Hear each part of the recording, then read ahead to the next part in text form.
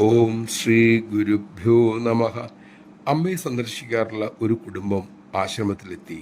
അവരുടെ മകന് പഠനകാര്യത്തിൽ താല്പര്യം കുറവ്. അക്കാര്യം അമ്മയോട് പറയവേ കുട്ടിയുടെ അമ്മ പറഞ്ഞു, അവൻ എപ്പോഴും ടി വി കണ്ടുകൊണ്ടിരിക്കും. പരീക്ഷ കാലത്തും ഇത് തന്നെ. ഒരിക്കൽ ഞാൻ കുറെ വഴക്ക് പറഞ്ഞു. അപ്പോൾ അവൻ പറയുകയാണ്, അമ്മ പറഞ്ഞിട്ടുണ്ടത്രേ വർത്തമാനകാലത്തിൽ ജീവിക്കാൻ. ഇപ്പം പരീക്ഷയല്ലല്ലോ, പിന്നെ എന്തിന് അതേക്കുറിച്ച് അമ്മ വിഷമിക്കണം? പരീക്ഷ വരട്ടെ, അപ്പോൾ പഠിക്കാം. ഇപ്പം ക്രിക്കറ്റ് കളി നടക്കുകയാണ്. ഇപ്പോൾ ഇതാണ് കാണേണ്ടത്, വർത്തമാനകാലത്തിൽ ജീവിക്കണം. ഈ സംഭവം വിവരിച്ചിട്ട് അമ്മ അരുളി, മക്കളെ, ഇതാണ് മനസ്സിന്റെ സ്വഭാവം. മനസ്സ് കേൾക്കുന്നതും അനുസരിക്കുന്നതും അതിന് ഇഷ്ടമുള്ള കാര്യങ്ങളാണ്.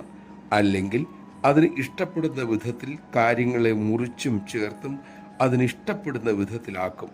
എന്നിട്ടത് സ്വീകരിക്കും. അമ്മ പറഞ്ഞത് ആ പയ്യൻ മനസ്സിലാക്കിയ രീതി നിങ്ങൾ കണ്ടില്ലേ? നമഃശിവായ. മനസ്സൊരുക്കുന്ന കെണിയിൽ വീഴാതിരിക്കട്ടെ.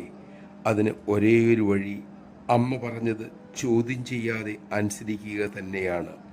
അതാണ് വിവേകം. ആ വിവേകത്തിനായി നമുക്ക് അമ്മയോട് തന്നെ പ്രാർത്ഥിക്കാം.